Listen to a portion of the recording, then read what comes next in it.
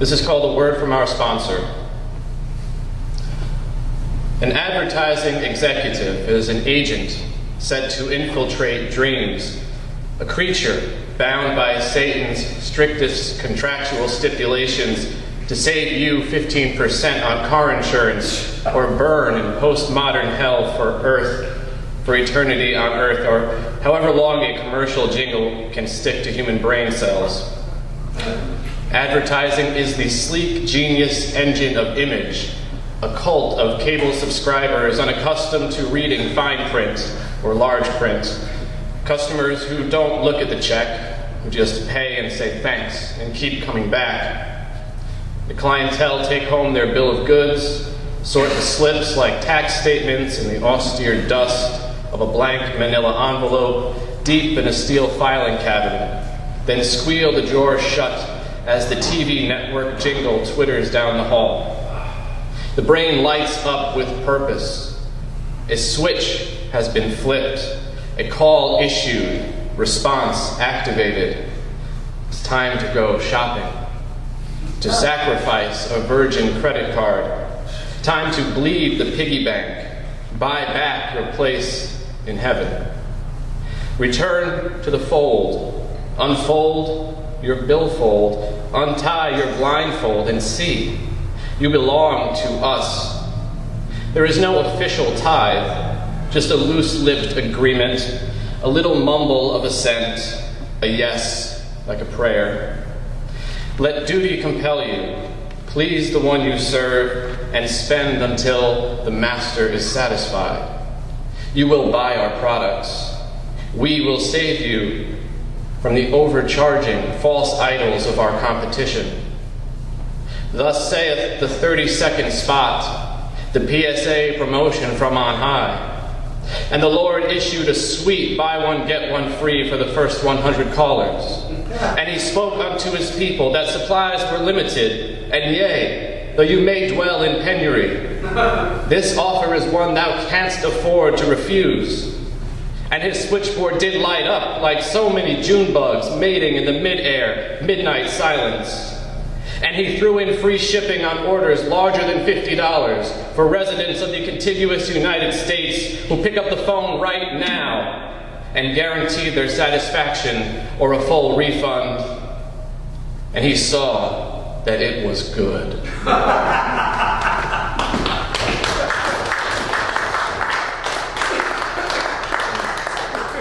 Let's go on. Yeah.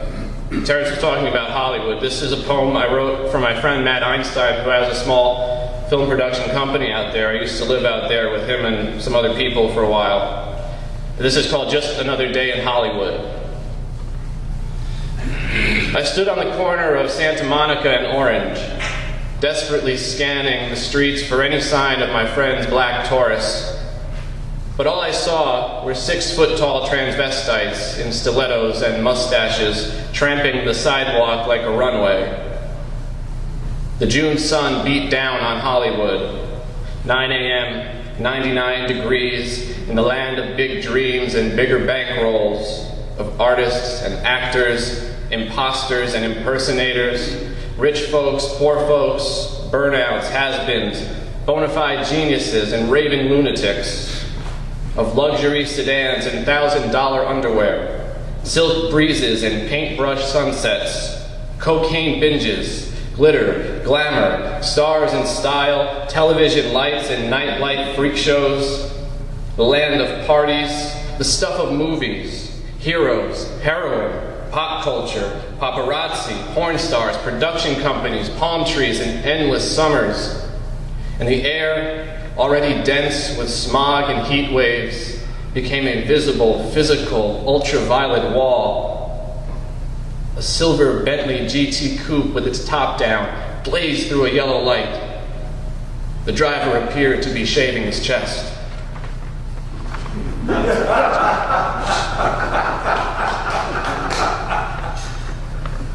This is called Everyone's Got Problems.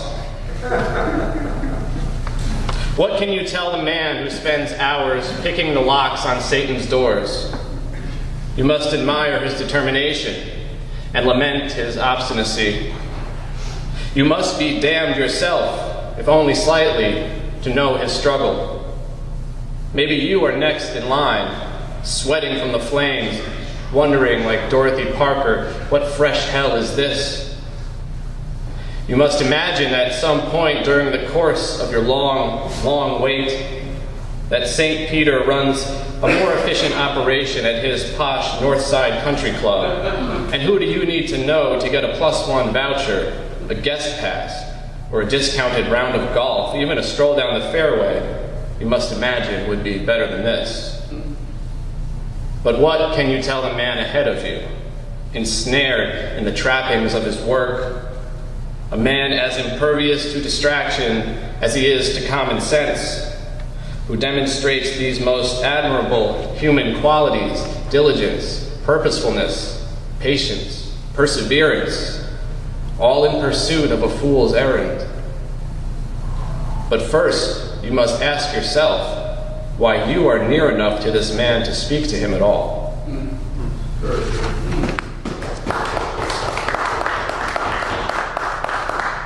Read one more.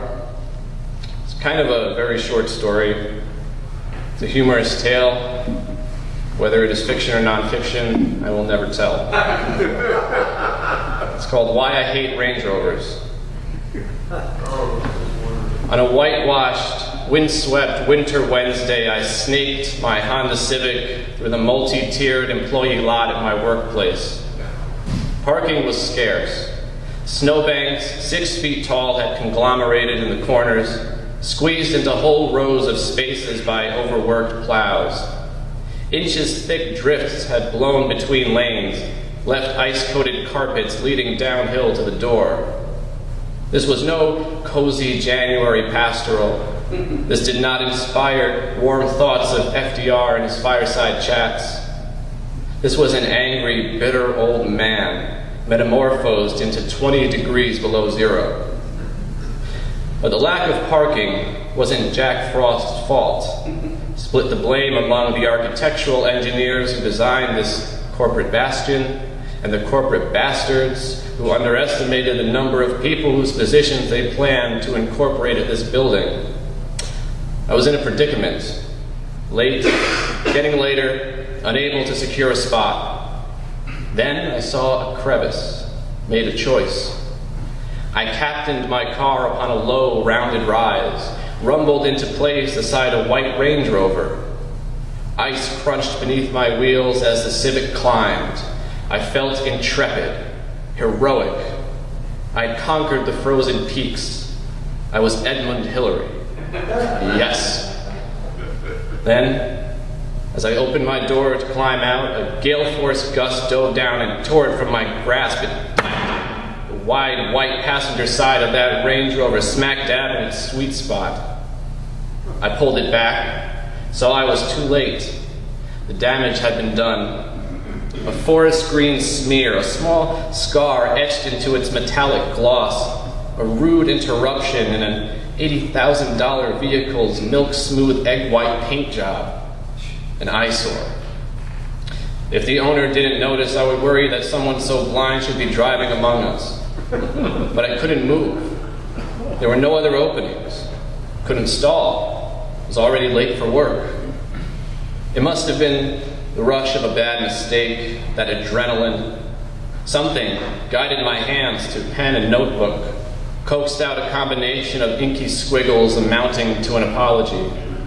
I folded the page and slid it underneath that behemoth's luxury wiper blades.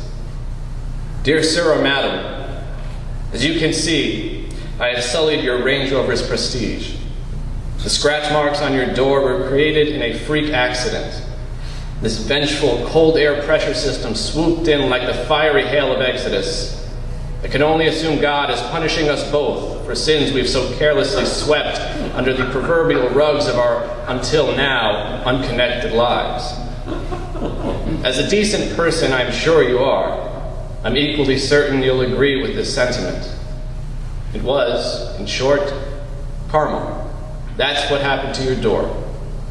And to avoid the future visitation of such karma upon myself, I will leave my contact information should you seek remuneration for the rich and elbow grease buffing out this abrasion will require. However, as I've already asserted my assurances of your character of the highest order.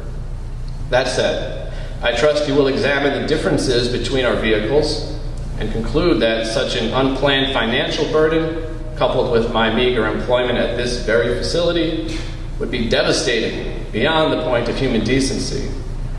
Surely you wouldn't willingly impoverish such a responsible, accountable young man. Surely you wouldn't rob the final few pennies from such a talented writer's purse.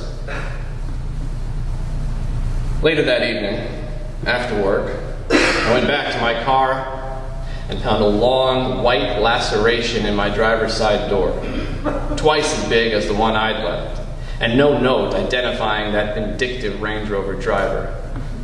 Never tried to track him, her, down. Never heard from her, him, again. The only thing that bothers me, he or she didn't even compliment my letter. 30 minutes of my life wasted. Some people wouldn't know genius if it smacked them in a parking lot.